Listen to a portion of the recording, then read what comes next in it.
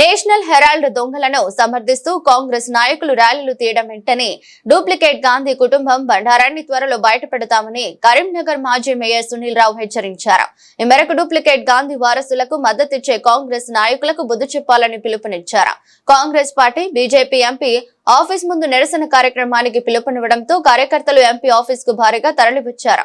Congress party నిరసన వ్యక్తం చేసుకోవాలనుకుంటే చేసుకోవచ్చని, కానీ తమ పార్టీ ఆఫీస్ ముందు నిరసన కార్యక్రమం చేపడితే తాము చూస్తూ ఊరుకోమని ఖచ్చితంగా ప్రతిఘటిస్తామని ఆగ్రహం వ్యక్తం చేశారు. ఈ రోజు ఏదైతే కాంగ్రెస్ పార్టీ దిగజారు రాజకీయాలు చేసుకుంటూ ఇతర పార్టీల ఆఫీసుల ముందు ధర్నాలు చేయాలనే నిర్ణయం ఏదైతే తీసుకున్నదో మనం తీవ్రంగా ఖండిస్తా ఉన్నాం. మీ చేతగానితనానికి, మీ యొక్క అక్రమాలకు, మీ యొక్క ఏదైతే మీ పార్టీలో ఉన్నటువంటి రోజు రోజుకు దిగజారిపోతున్న పరిస్థితిని తట్టుకోలేక ఏదో విధంగా ప్రజల దృష్టిని మళ్లించాలి. మీకు నేషనల్ హెరాల్డ్ కేసుకు సంబంధించి చట్టపరంగా జరుగుతున్న పోరాటంలో మరి భారతీయ జనతా పార్టీకి ఎలాంటి పాత్ర లేకున్నా కూడా మరి చట్టపరంగా జరుగుతున్న కార్యక్రమాలను దృష్టిలో ఉంచుకొని ఈ విధంగా మరి భారతీయ జనతా పార్టీ ఆఫీసులో ధర్నా చేస్తామని పిలువడం చాలా సిగ్గుచేయడం తెలియజేస్తా ఉన్నాను. మేము భారతీయ జనతా పార్టీ నాయకులను కానీ కార్యకర్తలు కానీ ఎవరు కూడా చేతులు ముడుచుకొని కూర్చోలేదు.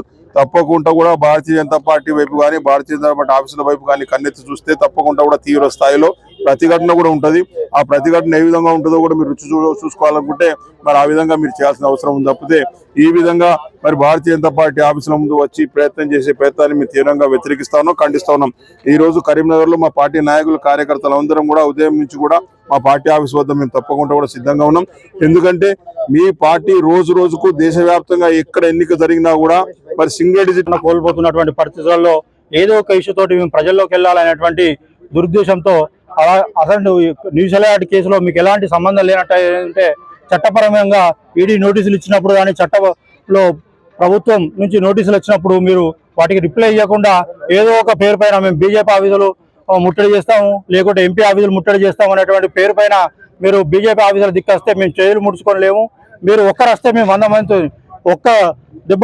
ఒక్క రకంగా ప్రయత్నం చేస్తే మేము 4 రకాలుగా ప్రయత్నం చేయడానికి వెనుకపోయేటువంటి రకంగా బీజేపీ కార్యకర్తలు లేరు. ఈరోజు మీరు ఫస్ట్ న్యూజిలాండ్కు మీకు ఏం సంబంధం? న్యూజిలాండ్ అనేటువంటిది స్వతంత్ర ఉద్యమం జరుగుతున్నప్పుడు ఒక 400 మందితోటి స్వతంత్ర సమరయోధులతోటి న్యూజిలాండ్ అనేటువంటి పత్రిక ప్రారంభించడం జరిగింది. ఆ న్యూజిలాండ్ పత్రికలో అప్పుడు స్వతంత్ర ఉద్యమంలో పాల్గొన్నటువంటి నెహ్రూ గారు కూడా 400 మందిలో తను ఒక సభ్యుడు. ఆ న్యూజిలాండ్ పత్రిక అప్పుడు బంద్ చేయడం జరిగింది. దాని తర్వాత కాంగ్రెస్ మొన్న అధికారంలోకి వచ్చినప్పుడు దాని పేరు పైన పెద్ద ఎత్తున నిధుల దుర్వినియోగం చేసుకుంటూ ఆ నిధులు దుర్వినియోగం చేసుకొని న్యూజిలాండ్ అనేటువంటి పత్రికకు ట్రాన్స్ఫర్ చేసి ఆ పైసలు ఎక్కడికి పోయినాయి అనేటువంటిది ఆ రిపోర్ట్ కూడా బయటకు వచ్చింది. ఆ రిపోర్టు ఆధారంగానే ప్రభుత్వ సంస్థలు